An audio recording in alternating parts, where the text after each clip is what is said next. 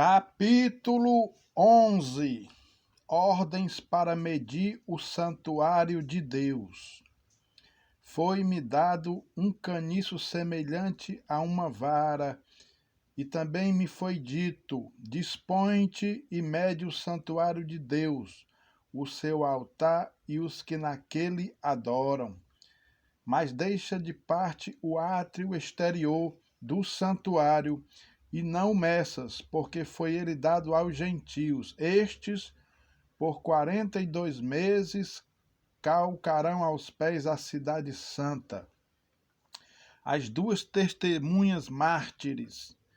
Darei às minhas duas testemunhas que profetizem por 1260 dias, vestidas de pano de saco.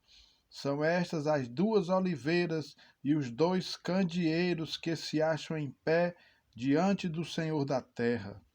Se alguém pretende causar-lhes dano, sai fogo da sua boca e devora os inimigos. Sim, se alguém pretender causar-lhes dano, certamente deve morrer.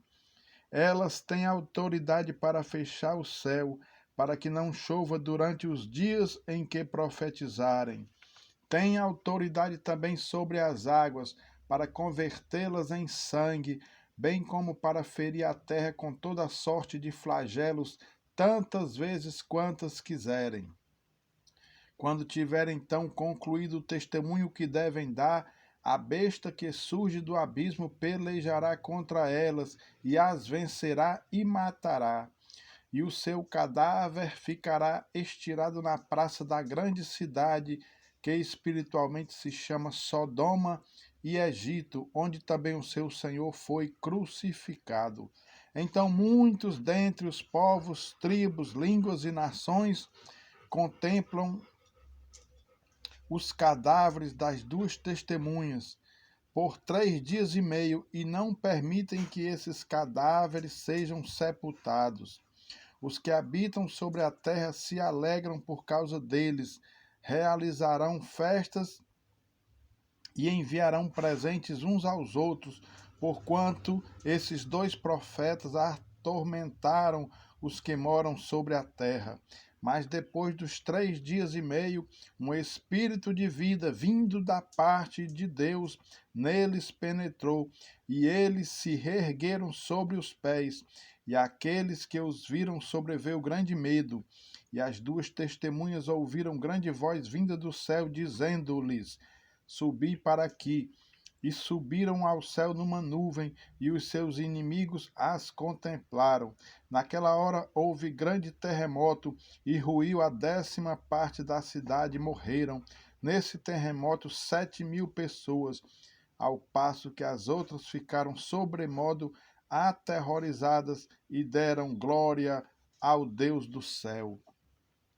Passou o segundo ai, e eis que sem demora vem o terceiro ai. A 7ª trombeta. O 7º anjo tocou a trombeta, e houve no céu grandes vozes dizendo: o reino do mundo se tornou de nosso Senhor e do seu Cristo, e ele reinará pelos séculos dos séculos.